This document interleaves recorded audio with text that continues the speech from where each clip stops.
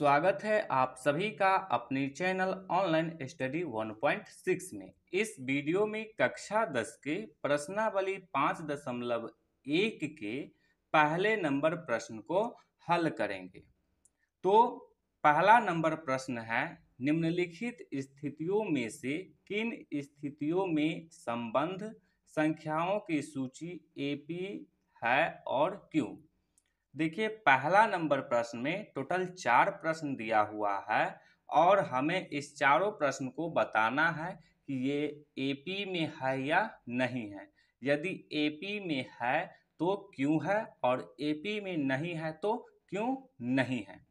तो चलिए पहला के पहले नंबर प्रश्न को हल करते हैं। पहला नंबर प्रश्न है, प्रत्येक किलोमीटर के बाद का टैक्सी का किराया जबकि प्रथम किलोमीटर के लिए किराया 15 रुपया है और प्रत्येक अतिरिक्त किलोमीटर के लिए किराया 8 रुपया है। तो यहाँ पे पहले प्रश्न को समझते हैं। मान लीजिए कि आप किसी टैक्सी में, ये टैक्सी है, इस टैक्सी में आप बैठे और आप 1 किलोमीटर तक गए। मान लीजिए कि 1 किलोमीटर तक यहाँ है, तो आप 1 किलोमीटर तक गए, यहाँ से यहाँ तक गए, तो आपसे ये टैक्सी वाला लेगा 15 रुपया। पहला किलोमीटर के लिए लेगा 15 रुपया।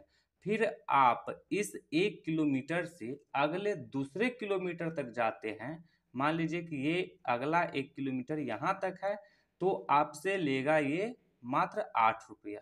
कितना रुपया लेगा? 8 रुपया यहाँ पे दिया हुआ।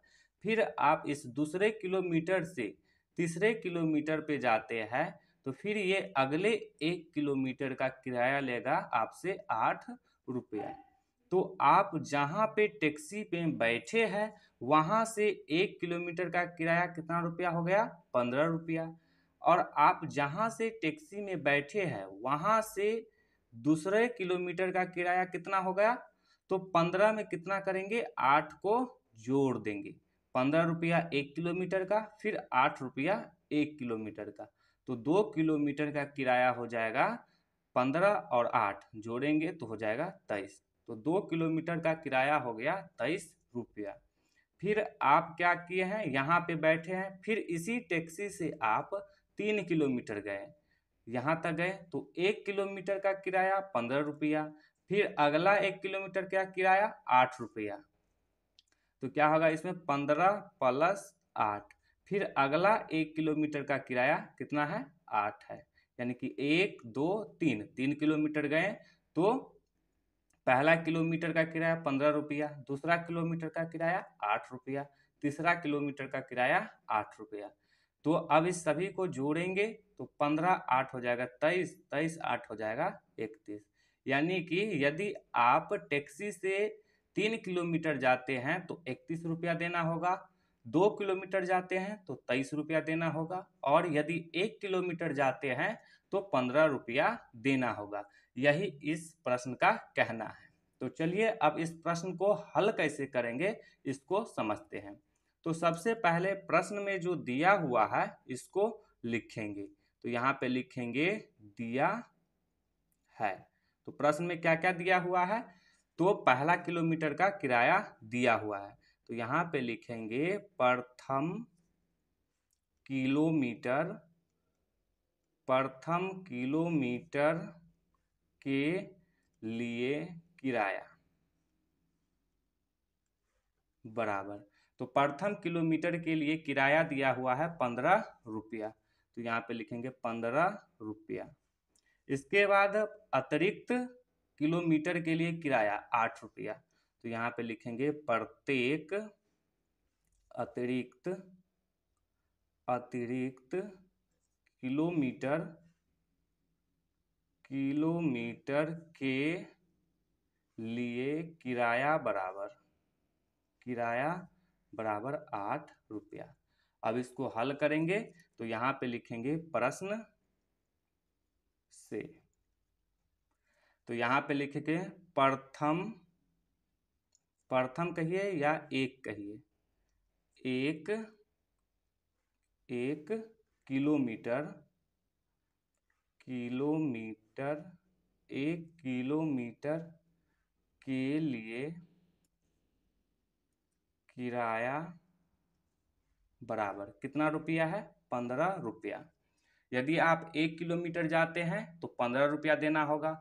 अब यदि आप उसी टैक्सी से दूसरे किलोमीटर जाते हैं तो कितना रुपया देना पड़ रहा है? 15 में 8 को जोड़ रहे हैं, तो यहाँ पे लिखेंगे दूसरे किलोमीटर के लिए किराया बराबर कितना हो जाएगा? 15 प्लस में 8 बराबर 15 और 8 को जोड़ेंगे तो हो जाएगा 23 रुपया। इसके बाद आप फिर उसी टैक्सी से यदि तीसरे किलोमीटर जाते हैं तो क्या करना होगा? 8 को कितना बार जोड़ना होगा? 2 बार। तो यहाँ पे लिखेंगे 15 प्लस 8 बराबर में, तो 15 8 23 और 8 31, तो कितना रुपया देना होगा? 31 रुपया। ठीक इसी प्रकार से यदि आप उसी टैक्सी से चौथे किलोमीटर तक जाते हैं तो आपको क्या करना होगा? फिर से इसमें 8 रुपया जोड़ देना होगा। ये इसी तरह से आगे तक चलता रहेगा। आप जितना किलोमीटर तक जाइएगा उतना उसमें 8 रुपया जुड़ता चला जाएगा। तो इसी तरह से ये एक सूची बन जाएगा। तो यहाँ पे सूची क्या बन गया? 15, 23 और 31। तो यहाँ पे लिख देते हैं 15 1 किलोमीटर का किराया, दूसरे किलोमीटर का किराया 23 और तीसरे किलोमीटर का किराया 31 रुपया। ये इसी तरह से आगे बढ़ते जा रहा है। हमें बताना है कि ये सूची एपी में है या नहीं है।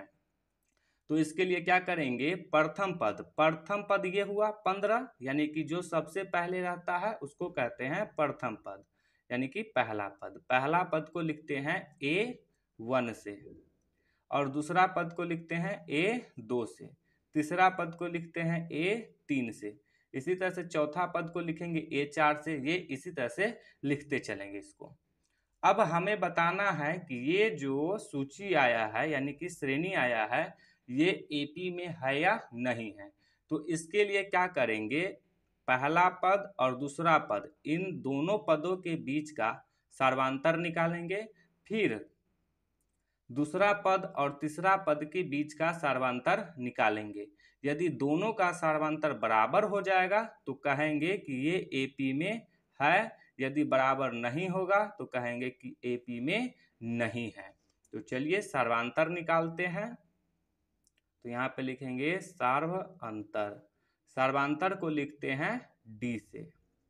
तो सर्वांतर का सूत्र होता है A2 माइनस A1, यानी कि दूसरे पद में से पहले पद को घटा देंगे।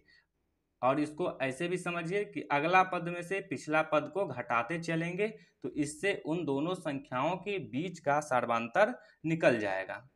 अब फिर निकालेंगे इन दोनों संख्याओं के बीच का सर्वांतर, तो फिर यहाँ पे लिखेंगे सर्वांतर, यानी कि D बराबर अगला पद क्या है?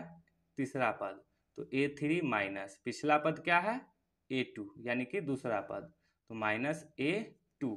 अब इसको घटाएंगे तो पहले तो मान रखते हैं। A2 का मान है 23, तो 23 माइनस A1 का मान है 15, तो 15। अब 23 में से 15 को घटाएंगे तो आ जाएगा 8। अब फिर A3 का मान है 31 माइनस A2 का मान है 23, तो रखेंगे 23। अब 31 में से 23 को घटाएंगे तो 8 आ जाएगा। तो देखिए ये दोनों संख्याओं के बीच का सर्वांतर 8 आ गया, फिर इन दोनों संख्याओं के बीच का सर्वांतर 8 आ गया। तो ये दोनों क्या है? आपस में बराबर है। तो क्या होगा? ये एपी में होगा।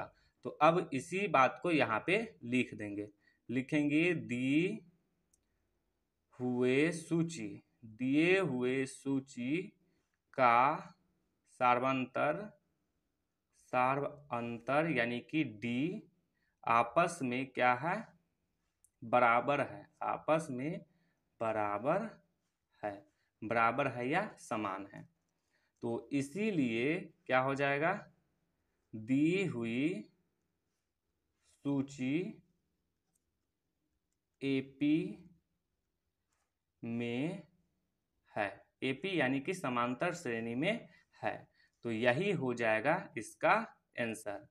तो उम्मीद है कि आप लोगों को पहला नंबर प्रश्न जो था ये अच्छे से समझ में आया होगा। यदि समझ में आया हो तो इस वीडियो को लाइक कर दीजिए और चैनल को सब्सक्राइब जरूर कर दीजिए।